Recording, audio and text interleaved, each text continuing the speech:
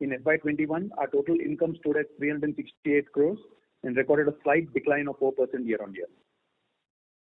During this quarter, we have received 2 orders from UP Public Works Department worth rupees 516 crores for establishment of new medical colleges in Bijnor and Kaushambi, UP on a design and build lump sum basis.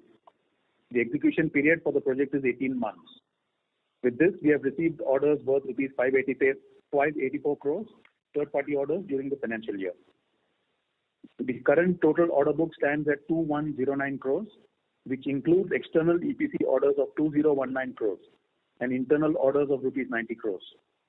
This forms a healthy order book of 7 times FY21 EPC revenues. Over the last 2 years, we have made conscious efforts to increase the share of government orders in our total order book.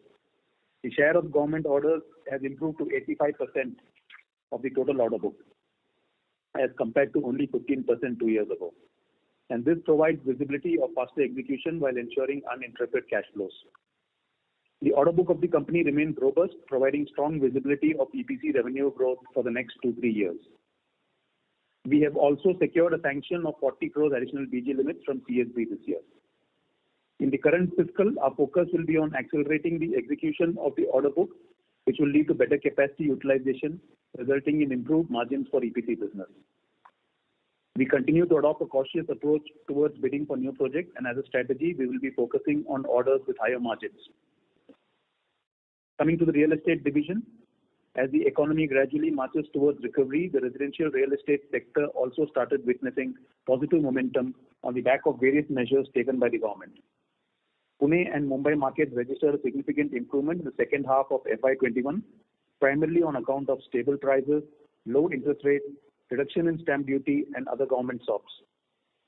In FY21, we did a new sales booking of 1,20,613 square feet, amounting to a total sales value of rupees 120 crores. The sales in our ongoing luxury project Windermere fared well this year, owing to a reduction in stamp duty in the state, and we have registered a sale of rupees 78 crores in FY21 in that project. In FY21, we have made a collection of rupees 150 crores in comparison to 115 crores in FY20. In the financial year 2022, our ongoing project Forest Edge Tower A and B and Vascon Good Life 3 buildings in phase 1 will achieve completion, and occupancy certificates will be issued for both the projects. Under Ind AS 115, the revenue of both these projects amounting to 90 crores will be recognized in the current fiscal, and this will lead to significant improvement in the real estate business performance in FY22, which was under pressure as the overhead cost continued to be debited to P&L while the revenue could not be recognized due to non-receipt of OC as per Ind AS 115.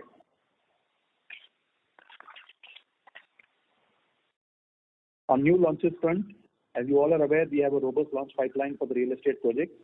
As per current market situation, we continue to maintain a cautious stance over new launches. We are monitoring the market very closely and would opt for launching new projects only when the market is conducive. On the GMP business front, in the past, we have taken a strategic call to discontinue the service division, which has led to the underperformance of GMP segment. With our resilient efforts, the GMP division has achieved an EBITDA positive during the last fiscal in spite of COVID, and the same has sustained during such a challenging period. Our GMP business is faring well.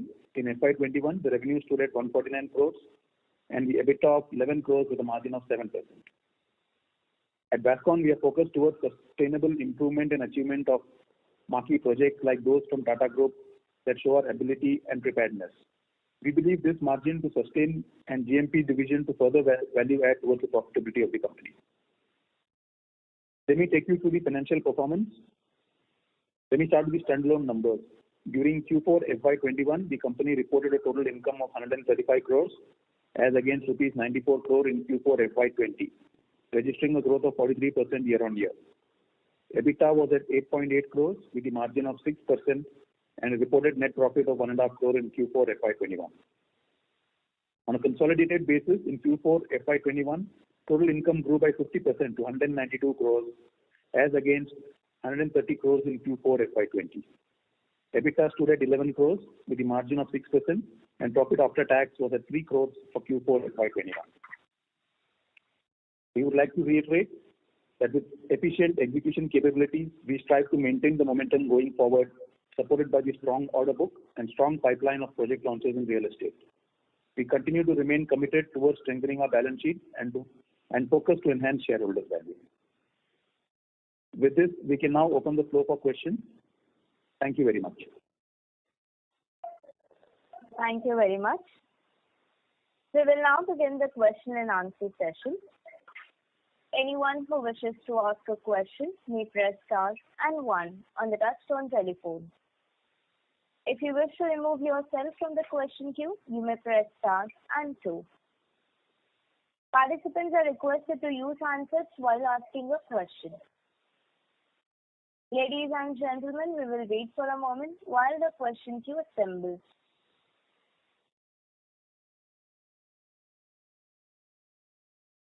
The first question is from the line of Rohit Natarajan from Antique Stock Broking. Please go ahead. Thank you for this opportunity. So my first question will be more on the order backlog, that right now we have close to 21 billion order backlog. And even if we execute over the next 2.5 to 3 years, we should be in a position to do 7 billion of execution in EPC work. But I understand that we have a second wave and COVID lockdowns being more prominent. How do you see that number panning out in this fiscal? Also, if you can touch upon the raw material price hikes, what we have witnessed, in fact, they have hardened up. How will that impact the labor availability? Also, you can touch upon that. And a detailed elaboration will be more helpful, extremely helpful. Yes, I'll take your first question on the impact of the second wave in this quarter. So we did 135 crores in Q4. So we were scaling up. We were, on the rise in terms of our top line going up quarter on quarter. You are right. We do expect a slight hiccup in this quarter.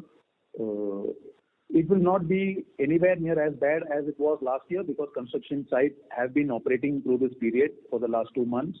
Labor has been available at site, even if not at full capacity. The labor has been available to 70 to 80%. Labor did not return back to their hometowns this time round. Material delivery was also permitted by the government, and so even though there were delays and there were, certain inefficiencies, certain materials not reaching site on time, but all in all, there has never been complete stoppage of work, and therefore construction has been going on. I would say, instead of gear 5 at gear 4 maybe. There has been a problem with a lot of staff, a lot of client personnel, a lot of vendor personnel falling ill. And so every time, important people who were necessary to keep the site progress on, a good proportion of them were on leave at home, recouping or on quarantine. So we would see some inefficiencies, but I would expect that this should not affect our run rate by more than 20-25%. We should still be able to achieve 75% of our run rate. There is one slight, I would say, stoppage of work at Raipur, which is a stall. They've stalled the project for a couple of months. It is more of a political decision taken by the government. So our Raipur project, which was running at full speed at giving us more than about 10 crore a month, has been stalled as of 15 days ago. So that will also affect the top line for this quarter. We expect it to restart next quarter. But all the other projects on the positive side, the Goa project, airport project has received its PC, so that is starting work. Police housing project in Bombay has got clearance to demolish the other buildings that were preventing us from going full swing. Those buildings are demolition, so we have all fronts available. MMRCL has also all fronts available, and Pune housing is also going on at full pace. So is Bangalore. So other than Raipur, all of the projects have picked up speed, and we seem to be receiving payments, although a bit delayed due to COVID in the last 2 months. So I think the impact of the second wave will be there in the first quarter. Definitely, we will see a dip in top line. We will not see this curve rising as it was over the last 3 quarters. But we are sure that by second quarter, third quarter, and fourth quarter, we will catch up and overtake this year's performance by far.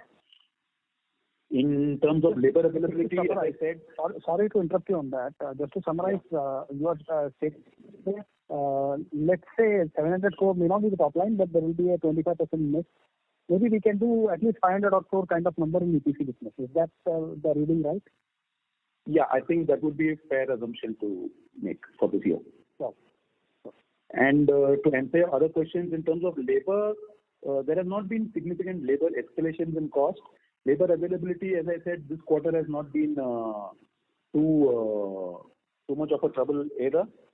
Anyway, in the period of May, generally they do go back, harvest period, they go back home and come back. So there's always a shortage in the period of May.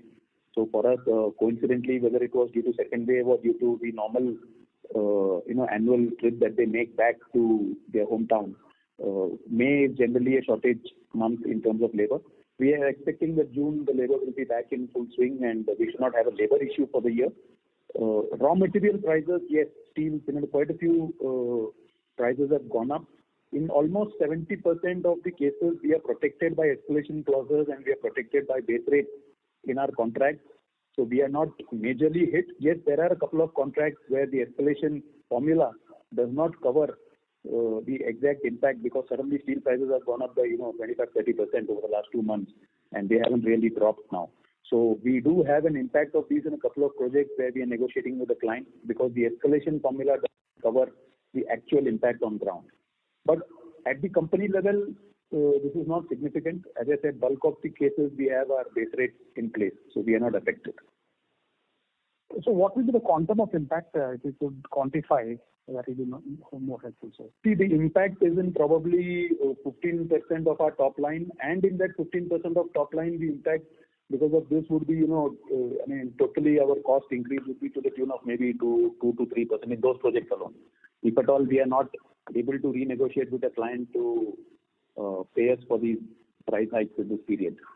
So at the company level, this will be much lesser than 0.5% for the full year. 17% gross margins that you regularly clock, maybe it may go down to 16%. Correct. At best. At worst because of all this, yeah. And you will see a jump in EBITDA margins largely because the volume of work is anyway. Absolutely. Yeah. Absolutely. So any guidance that you want to give on EBITDA margins? No, I think we'll just wait the guidance that you said on the top lines now. So as I said, there is nothing really hampering our gross profits. This raw material price increase and a little bit of inefficiency in quarter 1. As you said, over the next 3 quarters we will catch up, and because we will be doing a higher top line, the EBITDA will also be much better than last year, and gross profit should not really drop much. So I think I'll leave the guidance at that. Sure. On GMP, what is the outlook for the next year, sir? If you have, would we be meeting the same 1.5 billion kind of revenue, or maybe something more than that? So GMP was again targeting to do a bit more than that. Again, COVID has impacted GMP this quarter more than it has impacted Vascon, because I think Vascon, as construction activities was allowed, work at site, and most of our projects are government projects, so none of them asked us to stop work. So things have been going fairly okay for us. But for GMP, quite a few projects have been, not been functioning during this last 1.5 months. So they have been impacted in first quarter. So while they expected to do 10-15% more top line this year, I think now the revised target would be to achieve same 150 to 160 crores next year. Because they have a good thing for them is this year they have half their order book, more than half their order book is from overseas projects. So and that should help them de-risk from their exposure to COVID situation in India alone. Sure. Finally, those non-fund-based limits, I suppose you were in conversation with SBI or some other banks to raise the limits. What happened? What is the status over there? So we are in a decent position as far as our BG limits are concerned at this point of time. So if you saw our March end results, you would see we had about 30 crore available limits with our existing sanctions from UBI and SBI. Further to that, in this first quarter, we have got a new sanction of 40 crores from CSB Bank. So as it stands today, roughly about 60 crores of available BG limits are there, based on which then we do plan for this financial year to, normally you need 1/10 of the limits of the top line that you can book, order book that you can achieve you need 1/10 of that as BG limits. So I think if you have a 60 crore BG limit, as of now, we can look at 600-700 crore of order booking for the year, which is our target. So that is in place.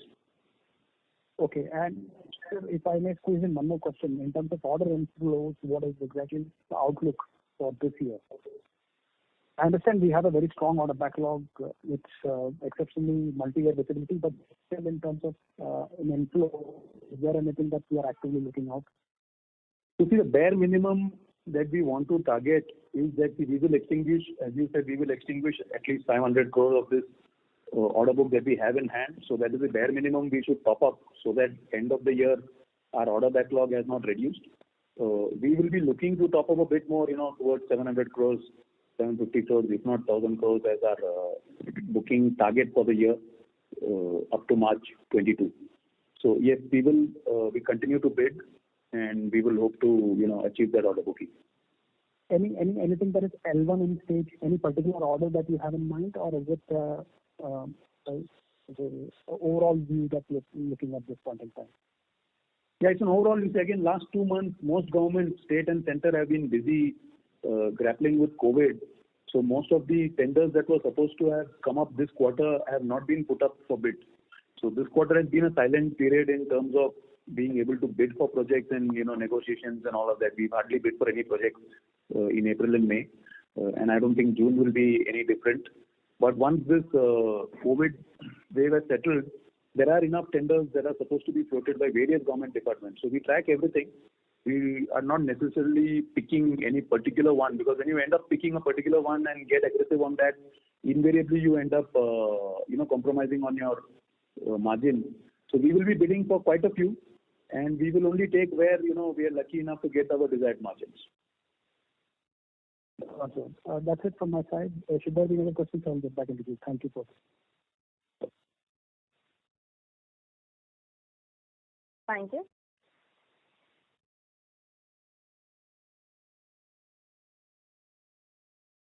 The next question is from the line of Raju B. from Stella. Please go ahead.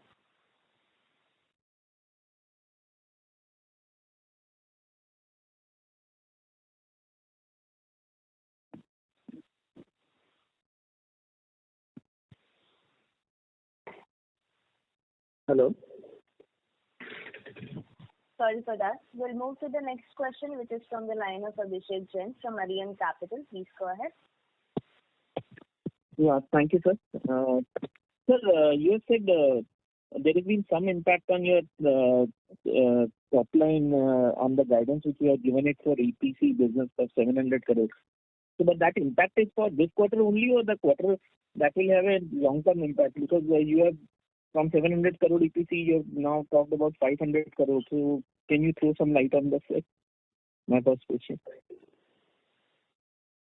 So, see, there are two impacts. One is only for this quarter, which is the COVID impact. I mean, we are assuming it's only for this quarter. Of course, we are assuming there's no third wave.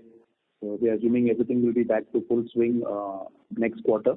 So far, it looks like our government clients have not diverted their funds, which are reserved for these projects. So we have not got any indication that there will be any funding issue. The only other issue why we are, talking of a slightly lower top line compared to what we probably guided earlier, is that Raipur has been stalled. Now, we do not know when that Raipur project will start. We were expecting to do, almost 150 crore of work in Raipur alone this year, and that project currently stands stalled for political issues. If it starts within the next 2-3 months, then yes, we could relook at a different guidance next quarter. As of now, we're not able to project to the year end and give. I think the 700 was for a standalone. The real estate portion will also add to EPC. So 500 EPC plus about 100 crores coming from real estate will take us still to 600. So it's not a revision from 700 to 500. It's from 700 to 600 odd is what we are. And again, these are just projections. We really don't have any mathematics to sort of be strong on these numbers. These are just guidances which might again be improved over next quarter if things go well. Now, so what is your outlook on real estate business? Real estate, as we said, this year, 2 of our projects will get completion OC. See, real estate business as always, there is one thing which is the real business on ground, which is sales that is happening and projects that are getting launched. And the other thing, which is what comes on our balance sheet, which is to do with OC and Ind AS 115. So as far as balance sheet is concerned, this year we will get completion of Forest Edge 1 tower and the first phase of Kadvi Good Life project that we've been doing. So both put together should get us 80-90 crore of top line on our balance sheet this year from real estate. Plus a few Windermere sales that might happen. So real estate is set to touch 100. There should not be a problem for that. So Windermere, what is the current scenario? How much left is, like, what kind of inventory we are expecting to be cleaned out, or sales we are expecting this year? See, one of the biggest, what you can say, positive outcomes of this COVID has been, a significant uptick as far as luxury units are concerned. In fact, we saw a huge 78 crore worth of luxury units that we sold in the last year. In fact, even during this COVID time, we have been seeing good, credible site visits, being done at the Windermere site, which is much more than any other site, which was again surprising.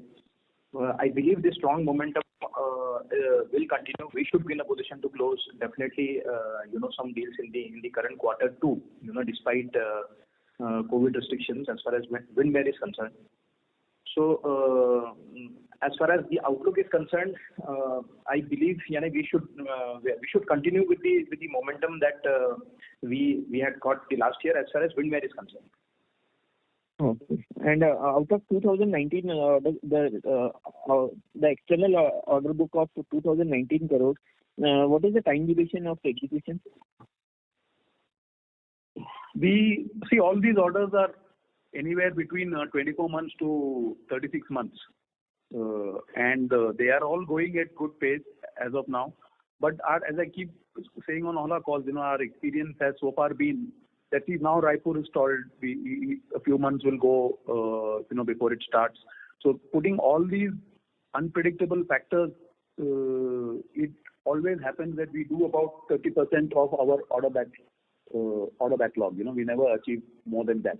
While if you extinguish it in 2 years, we should be doing 50%, but it never happens. So 30% of 2,000 is still 700. But as I said, because of this quarters and some of these like big 500 crore new order has just come in, it takes about 6 months for orders to start also. So that's why our guideline is in that range, 500 to 600 for EPC. If we are lucky, we might do a bit more. But these things will take 3 years, typically 3 to 4 years to extinguish. On the Raipur, any receivables stuck, sir? No, nothing. Fortunately, no receivables stuck. There's no risk at Raipur.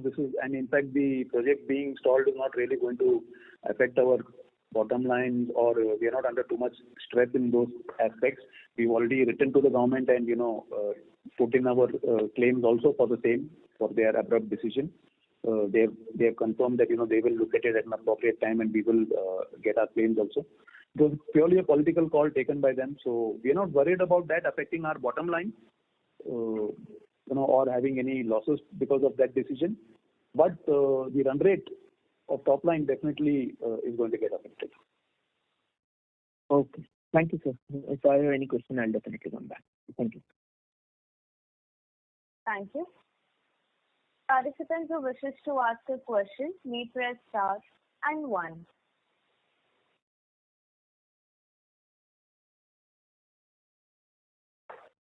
The next question is from the line of Piyush Chheda from SRDD Capital. Please go ahead. Hi, thanks for the opportunity. Just wanted to understand a little more about our real estate business. Is this a focus area for us, or it's a sort of a legacy set of projects that we are working our way through? Given that we are present in Pune and then we are present in Coimbatore, what's the thinking? What's the view on this business? Where do you want to take this business? So, you're right. Part of it is legacy. What we have in Coimbatore and Madurai is legacy of old joint ventures that we have signed. In Coimbatore, we have delivered 2 phases already. We have to deliver and finish the 3rd phase. Similarly, in Madurai, it's a long pending joint venture. Going forward, our strategy is not to get out of Pune for real estate. and the focus would be to execute, small projects, niche projects in city, and we are not looking to, compete with the Godrej's, where we look at 50-acre and 100-acre huge launches in the peripheries of city. We'll leave that to the other guys. Our focus would be on small prime acres in city on joint venture basis with landowner. We will not be putting our money on land. We will be focusing on our expertise, which is design, execution, sales, marketing, and brand in Pune. So real estate would focus in that direction. Last 2 years, we have been very clear this is the direction for us. We have JVs that we are in talks with in Pune, and we definitely are not talking or trying to line up anything outside Pune. So other than that, Coimbatore and Madurai, we will be focused in niche projects, profitable projects in Pune. Great. That helps me a lot. Just as a thought, real estate is, for better or for worse, a hugely mind and energy consuming kind of a line. So Right. why not just focus on EPC, where you're very good, you have great capacities, the opportunity is also huge, and good real estate developers, as that industry is getting more professional, are looking for high quality EPC contractors. Right. So why do something that is, in some senses subscale and perhaps suboptimal for you? You're absolutely right. So I'll tell you, see, it's a good question you brought up. Let me tell you, we've been reiterating this to all our shareholders over the last 2-3 years, that we look at ourselves as an EPC company much more than a real estate company. And, we've been in the EPC space. Even now, 70-80% of our top line is in the EPC. And EPC is set to grow. That's a separate engine. It is run by a separate team. And, there's no mingling of bandwidth between real estate and EPC. So these are two separate topics. EPC, as you said, the market is there. You are right. There are developers with RERA and, with organized construction coming in, with funding of projects coming in. Even the private sector is going to open up. So far, we are proud to say we are focusing on the government sector, and 80% of our order backlog is government sector. But the private sector will open up soon. Good projects will come up, and they will need good contractors. So we are geared up for that. We are ready for that. We are waiting for that. So EPC will grow.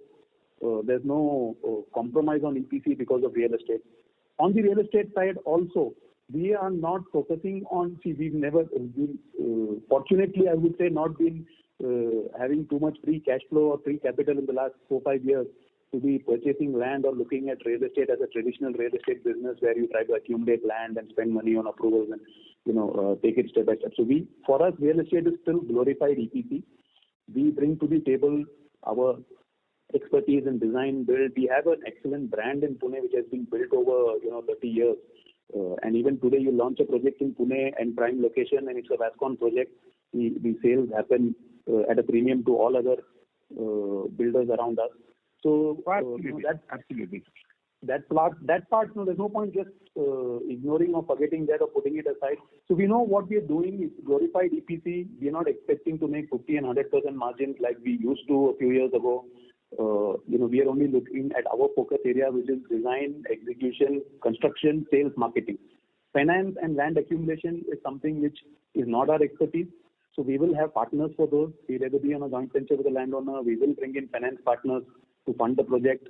And so essentially, we will be a glorified EPC player. The margins will be better than doing EPC for someone else. So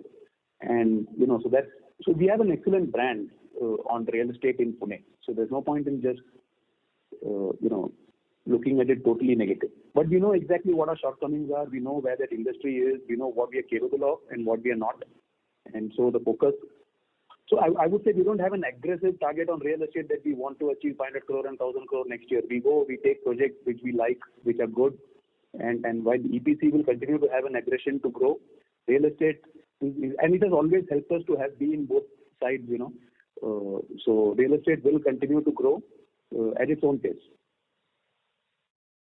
No, thank you very much. And just a point worth pondering, maybe you want to convert the real estate company into a separate subsidiary. Yes, we thought of that also. We anyway function as a separate company. All our overhead costs, everything is separately divided. Everything is tracked separately. That's why in our presentation, we also give you a segment-wise analysis. So we are very clear on what is EPC and what is real estate. Just that our market cap and size today, doesn't warrant us to further split the company at this point of time. Somewhere down the future, maybe we will think of it. Thanks a lot. Thank you. Thank you. The next question is from the line of Harsha from Dimension Securities. Please go ahead. Hi, good afternoon, sir. You mentioned about your Raipur project, which is stalled. So what kind of capital have you invested there, and have you received our dues, or is it stuck? So, see, we have, in fact, the good thing at Raipur is that we had taken about a 10 odd crore advance, and we have executed more than almost 150 crore of work so far. And that advance has been recovered by the client, and our PGs have been returned. And so we really do not have a big exposure there. What we mobilized has also been more or less recovered in that sense. And in any case, our equipment that are lying at side, a few of them, we've documented the monthly cost of keeping those idle, and the client has accepted that the entire reason for stalling the project is on their side.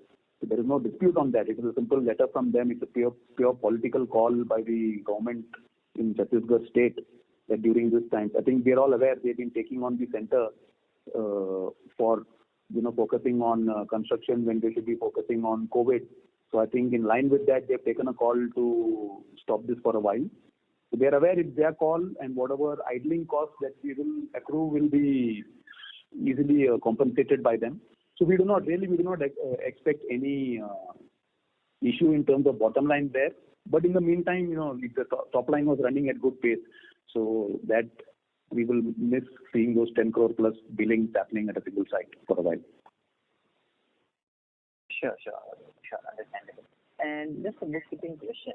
When I look at your segmental profit and loss, which is slide number 7, the total revenue there comes out to be around 531 crore, whereas the net sales which you report is somewhere around 509 crores. I would assume that difference is the internal EPC between real estate and EPC segment, right? 531 revenue. Which one? Yeah, 531 crore on slide number 7.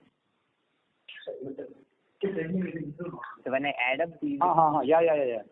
That is because of that. Yes, you're right. That entire is internal segment, right? Correct. Okay. Thank you so much. Thank you. The next question is from the line of Amar Varsini from IIFC. Please go ahead.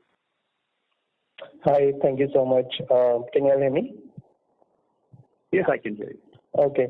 So my question is about the other expenses, and we can see that the team has worked a lot on other expenses, where the other expenses in the last 2 quarters have just around 9 crore compared to 31 crore in FY 2021. Just wanted to understand what has led to this reduction. And apart from that, have you identified any other area where you see further reduction in terms of expenses in order to increase the gap between expenses and revenue? Yes, so the other expenses, I think, had a component of provision that we had taken last year. So that's why it will look abnormally high last year. Otherwise, in general, without one-off things like high provisions that we would take, we are at a run rate of about 4 to 5 crore per quarter on other admin expenses. We continue to keep reviewing all of these. These are all admin expenses at each city, offices, secretarial costs, audit costs, all of these. We continue to review and monitor each one of them, every quarter, and see wherever we can reduce. There are a lot of heads that add up to this. But we could say safely, that about we stabilized at around 4 crore per quarter for these kind of expenses. So I think considering that we expect to grow over the next 2 quarters, we wouldn't take a target to reduce these much, because again we will have new rentals that come up in different cities and all of that. So if we stabilize it around that number, I think that should be fine. Okay, and just one more question about your projects in EPC business. Are you in conversation for any kind of project in tier 1 cities of northern India like Delhi NCR? So on EPC, as I said, on EPC, we are across the country. We are very nomadic, wherever we get a project that makes sense, we go there. And then if we have no other work from there, we wind up and come out also. So that we've been doing across the country. We've so far not gone to the east of India, but any city in north, west, and central India and South India, we've gone, we've worked, we've come out. We will happily go again if there is an interesting project. So EPC is not, the moment it's above 100 crores, typically now we say in a city where we are not operating, if there's a project upwards of 100 crores, it's worth considering, and the cost of establishing base, because we do not really establish a permanent base, we establish a temporary base. As far as real estate is concerned, no. The answer is a clear no. As I said, we'll focus only in Pune. Thank you. Thank you. Participants who wishes to ask a question may press star and one now.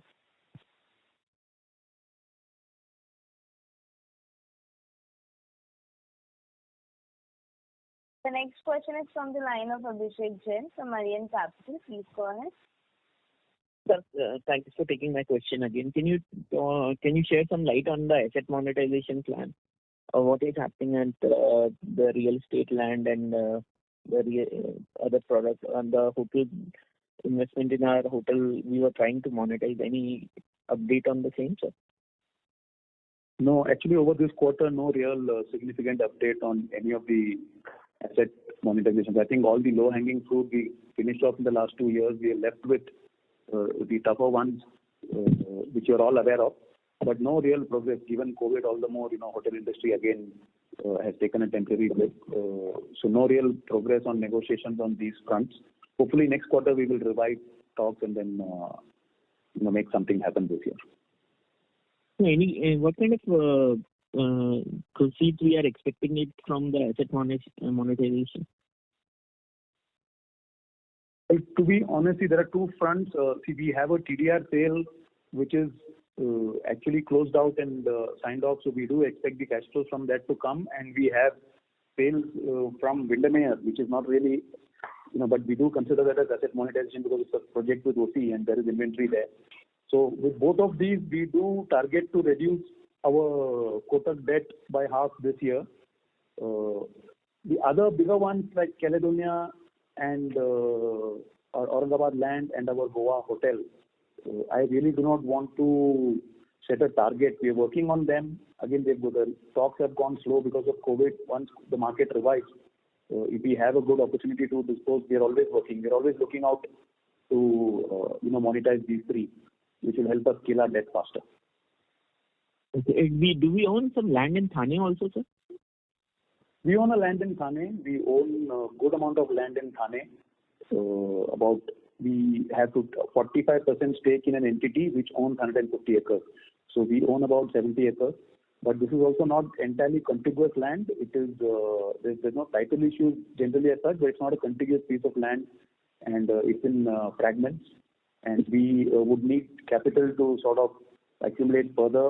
So we are parking that for the moment. We will give it a little bit of time to just gestate as an investment, and maybe a couple of years later we will see how to liquidate it. It's a big investment. It's a huge amount of potential, money and cash flow that is stuck there. But I think this is still not the opportune time to be able to encash it.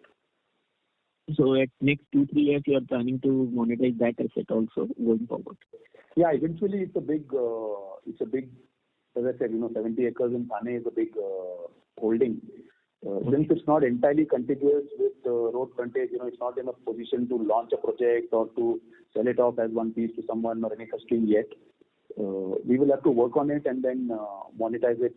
So we do not want to commit any numbers on that or look at that to help us reduce our debt in the short term or any such thing. That's a longer term bonus for us going forward. So who owns the other 55% stake in that JV? There's an HNI from Bombay. Okay. Thank you, sir. That's it from me. Thank you. The next question is from the line of Vishal, an individual investor. Please go ahead. Thank you, sir, for giving me opportunity. I think, as long-term shareholders, the EPC business has done pretty well over the last few years. So my question to you is, with particular regard to the real estate business, I would like to draw your attention. Some 4 years back, there was a proposed strategic investment into the group, and there was a presentation, shown that, this is a trajectory which Vascon intends to hold over the long term. So, from a real estate business perspective, I think in the last 4 years, there's been just 2 project launches of Good Life and, Forest Edge. And even, the assets which we see in the balance sheet, which we're still trying for 4 years, Caledonia and others, they've taken quite a long time. So we just wanted to have your outlook. I know you covered it briefly, your outlook on real estate, but, I think have we been too conservative as far as this business is concerned? As you rightly mentioned in the latter part of your question, that we have been conservating as far as our real estate business was concerned.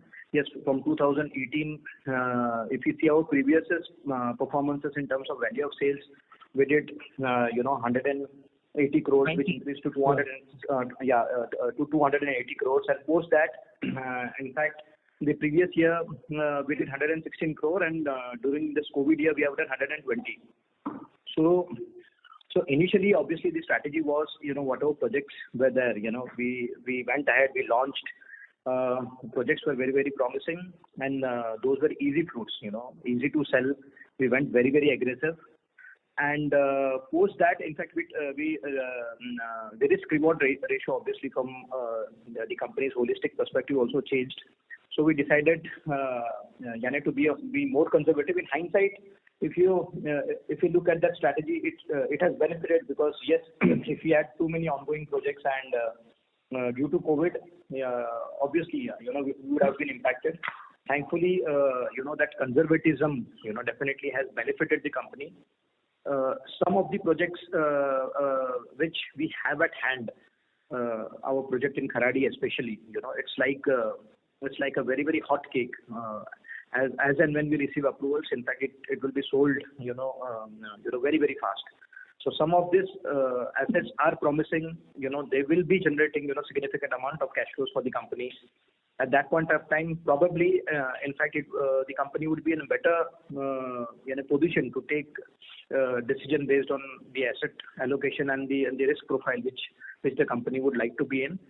Currently, we would like to be conservative. We would like to go ahead with the Coimbatore launch as and when we get those approvals. Essentially because it is just an additional phase. In fact, we have done our diligence. We are confident about selling that and then focus our energies over here. So yes, outlook towards overall real estate business from the company has been conservative, and we are pragmatic about it. And yes, real estate, the EPC business is going strong, and it has supported well. So both the businesses are complementing decently, as far as this time is concerned. Would this be the philosophy over next, in the foreseeable future, over next 3 years, on a philosophical line of what, rather than actual projections? So the philosophy, if you want to see, EPC, will continue to grow, the way it has grown. We have really stabilized that business. We have brand expertise, and the DNA of the company is essentially an EPC company. For real estate, as Santosh, pointed out, we consider real estate more as, glorified EPC rather than real estate.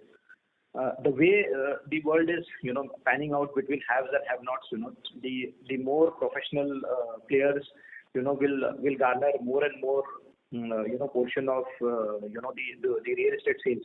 We have been seeing that happening in Pune. The consolidation is happening, and it will continue to happen. The biggest brands are definitely going to prosper. We definitely have a very, very strong brand, a strong image, and strong ability as far as Pune market is concerned. We believe, that all these factors will come into play, as far as we progress. But definitely there is no point being overly aggressive on that front. The game of patience definitely has helped the company to grow stronger. We have reduced our debt. The overall the balance sheet of the company is becoming healthy. We'll continue with the same strategy, and definitely we expect to earn rich rewards going forward. Thank you, sir.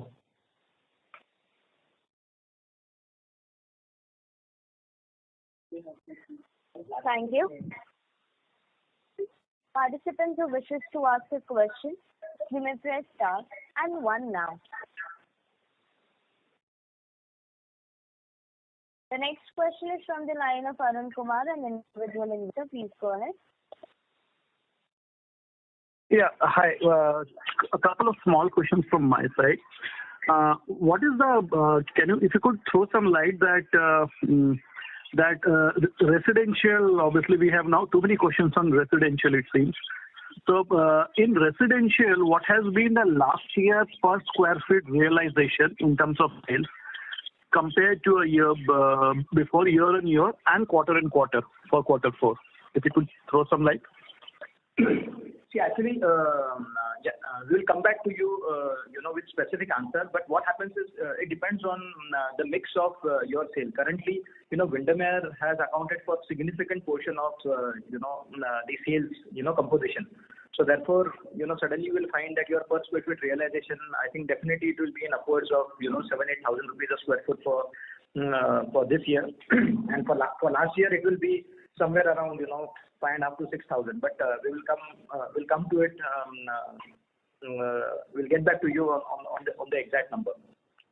Okay. No, my question was actually in terms of, I'm not looking for exact number. I'm saying that whatever inventory you have sold in terms of residential in the last financial year and the last quarter compared to the previous financial year and corresponding quarter and quarter year, do you see the realization or the sales per square feet on an increment side, or it was on a slightly on a discounted side, or could be on the same? It could differ from project to project, but if you could throw some light, it would be great. Yeah. See, on the pricing front, as far as luxury is concerned, now let us take back. If you say luxury is concerned, just post-COVID, definitely it was an opportunity for a lot of players, in fact, to really not care about their brands, not care about what's happening in the market, and really to do things, what's right, typically. So therefore, a lot of players, dropped their luxury prices, and that helped, coupled with, the government benefit in terms of stamp duty. So it helped to generate a momentum, and which led to, a huge amount of sales happening and generating that luxury momentum. Obviously, the prices again caught up, more or less, were at the same level. In fact, if you come to a segment which is just, tad below luxury, the prices definitely have remained firm. In fact, they have only increased and not decreased. The section which is affected by COVID will be, the affordable housing segment, where, projects being father, in fact, to really generate that sales momentum, you need to really take that customer, generate that lead, and make him visit outside the city. Travel is a problem, transport is a problem. With COVID-related risks, yes, in fact, that is one particular section that has been affected, and it will continue to remain affected. But otherwise, the residential sales, have definitely increased. People have realized over a period of time that the importance of a larger house, the layout, really has come into play. Vascon is known for, its wonderful layouts. The way the company stresses on the design, there is very, very strong stress, for design as far as Vascon is concerned. So the good projects, in fact, if you see, there was really Forest County, in fact, we just have one unit, to be sold. Absolutely, tremendous amount of response that we are seeing, for further phases also, if it comes over there. Projects like Forest Edge, again in Kharadi, again, 100% being sold. The issue is we don't have absolute inventory over there. Therefore, the sales numbers are definitely seeing low. If we give projects, see what happens is, discussing a sale of 100 crores or 150 crores, it's really very, very small amount of sale. Definitely, for a company and a brand like Westron, as many of you will definitely see couple of projects. It is not difficult, to do sales worth even 200, 250 to 300 crores, in the current market. Hopefully, when a post launching of Kharadi, in fact, definitely there will be altogether speaking a different outlook, as far as the sales are concerned. But post COVID, stronger players definitely are being stronger. Brands will definitely enjoy an edge, and residential sales will continue to remain strong. Okay, that's fine. So my second question was actually slightly on this Kharadi and IT corridor. Your residential projects are essentially on the IT corridor. And we all know that that in last a little over a year or close to a year, and going forward, most of the IT companies have opted from work from home culture. So probably residential, we also know that a lot of unsold inventory is still lying and selling at a very huge discount in Pune corridor. Not only in Pune corridor, but also in the IT corridors of Bangalore, part of Chennai, and also in Hyderabad. So, but it is a remarkable feat if that Kharadi, which is the upcoming IT corridor, and also which is probably is a second home kind of corridor, Kharadi, which is becoming, and you have been able to sold all your units barring one. I think it is appreciable. It is quite appreciable. See, in fact, it will be great if people absolutely take time and actually visit this project. The way, in fact, the projects have come up, definitely why Westron enjoys that edge over the other competitors will definitely see from the layout, that has come up. The prices also are at least 10 to 15% premium to what the prices we have sold during the COVID times also. So yes, it's a good feeling, and we are just waiting that when we can lay hands on the next launch that will be coming in this financial year. Okay, that's great. And my third and last question is this. Slightly backed up by political decision. Hope you will be able to take it. So now, looking on to the condition of the center government, where they have absolutely wiped off from the all metros and the extended metros and major markets. The only time now they have is the UP, where the election is going to go in probably Jan or Feb. So since that is a state play where center and state both are the same from a one political party, probably we can see a slew of projects, EPC projects and commercial projects getting launched, and probably with advanced payment, so that a lot of development can be seen on visible. If my assumption is right, then what are the projects you are bidding in terms of UP? Few of the projects you are in UP West, in Noida, I've seen close to NCR, but any projects, such kind of projects which you see, which our government is going to release, and therefore your action on procuring those kind of projects, because they will be more than 100 crores. If anything, they want to make it strong to at least get to some meaningful result of UP election. See, normally I'll tell you our strategy has always been the reverse. When we are close to an election, and when somebody wants to, as you say, ring a few bells pre-election, it is generally not a very good period to pick up those projects, because the project will last 3-4 years. The UP election is due early next year, and whatever project they try to announce today and make news out of, whichever the government, and we pick it up, you're right, projects will be available. They will launch a few more projects, but we would be cautious, because when the government changes, a lot of these projects also come under headwinds, political pressures from the new. So you have to be lucky that the same government continues, and then you'll be fine. So we've gone through these kind of situations in Andhra Pradesh, in Tamil Nadu in the past. So generally, when an state election is coming up and the state government is announcing new projects, we are pretty cautious normally. Having said that, just 3-4 months ago, we picked up 500 crore in UP. Those are also partially center funded. So we do not expect the state government to have full control on these hospital projects which we've taken, and so that's the reason why we bid and took them. So maybe, yeah, you're right. Maybe there will be a lot of state government announced projects in UP, but we would not go aggressive. We already have a good exposure in UP, so I think we would stay shy and look at other states as of now. Thank you so much. Thanks for the clarity. Appreciate it. Thank you. The next question is from the line of Abhishek Jain from Arihant Capital. Please go ahead. Thanks for taking my question again. Sir, can you throw some light on GMP, how the business is moving up there right now, and any plan to divest or any thought on the same?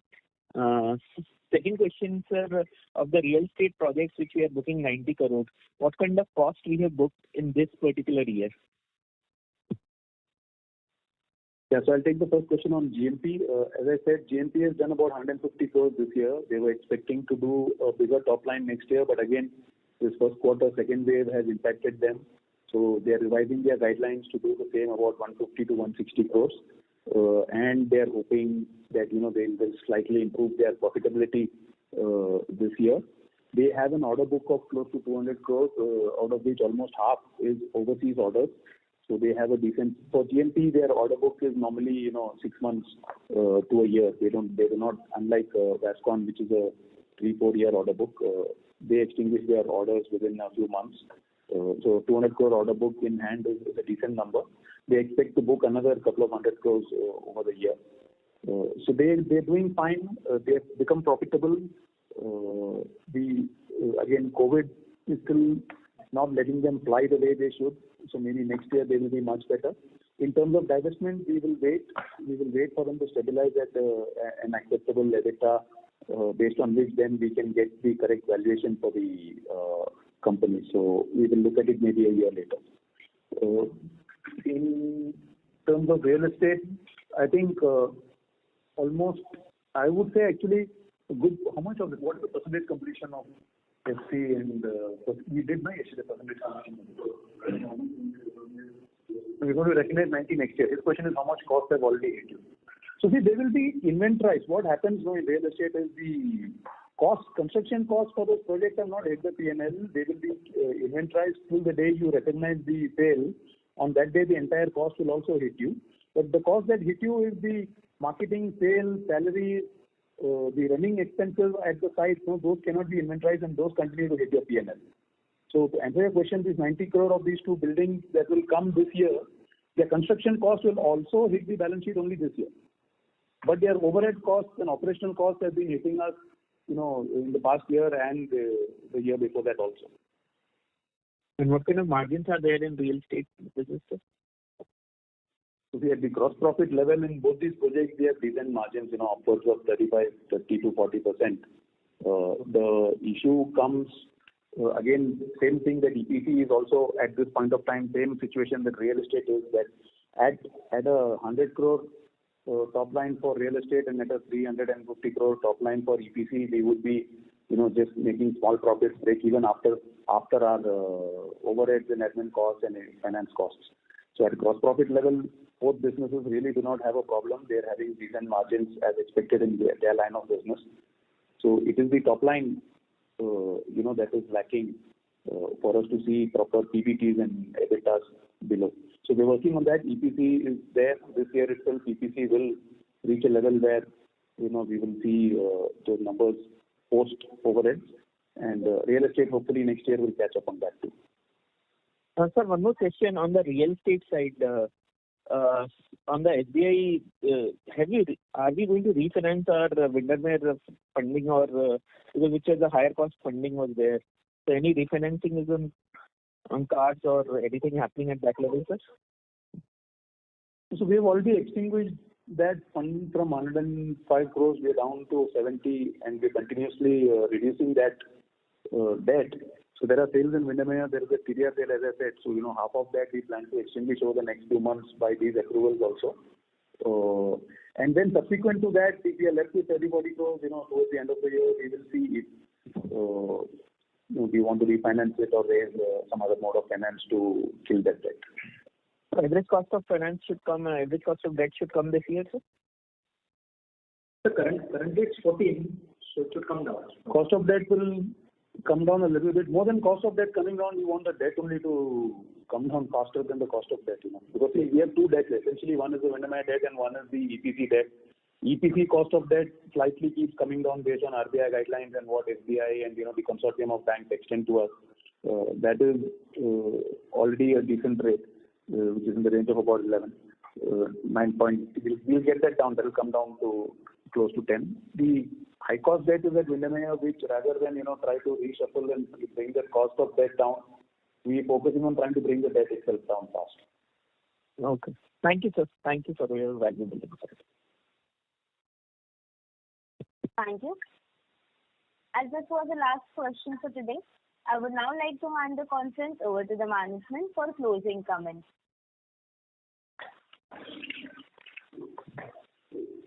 Thank you everyone for your participation.